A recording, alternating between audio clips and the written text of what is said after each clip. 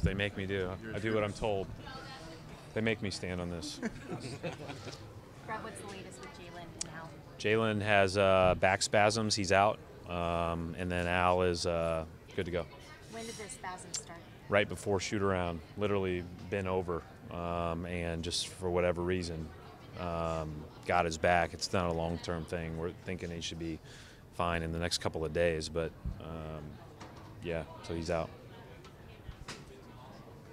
How does that modify just the way you game plan for this particular match without having Jalen available?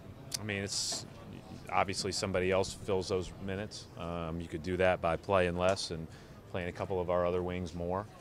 Or we might have to go big because those guys are big a lot right now with some of the guys they have out. You know, they'll start big with Kelly and Adebayo, or at least they have been.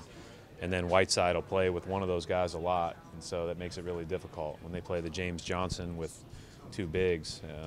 That's a lineup you have to account for on the glass and in the paint and those types of things. So, we'll probably, match up with them somewhat in that, and everybody's got to be ready.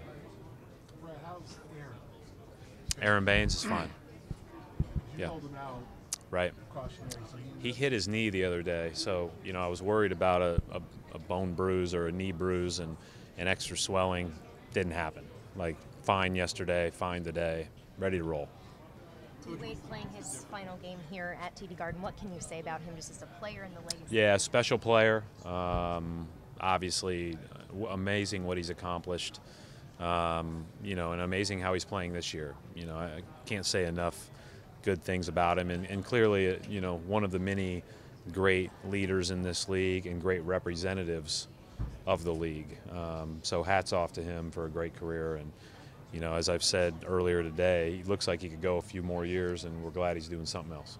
How do you find the balance of this time of year with so many guys with getting the proper rest to be ready for the playoffs versus finding a rhythm on the court? We won't play them if they're hurt or if they're dealing with anything nagging right now, or if we feel like they'd be in a position to, like the other day where it was a back-to-back. And we had played a ton of minutes before that with Kyrie and Al. Both those guys are feeling pretty good.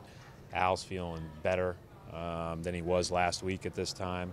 And so as long as they feel good, then our plan is to play them. Obviously, if we get to the point where we're either secured in the 4th or 5th seed, maybe that changes our mindset a little bit, towards the end of the week.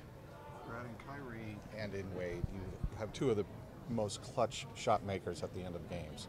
What is it about those two players, and especially Dwayne, over his long career that's made him so great in clutch situations? Yeah, it's a great question. People always say there's something about that. You have that thing about you, that you're not, no moment is too big. But they prepare to be in that spot. The Heat, when I'm watching the Heat, they'll go to a lot of different guys. He's a really creative late-game coach. But they do go to Wade a lot. And Dwayne keeps you on your heels because he shot fakes and gets to the foul line and has his whole career. How many people still jump at that long shot fake? And then, so a lot of times you're late to jump and contest, which means he's going to get a look, which is not good either.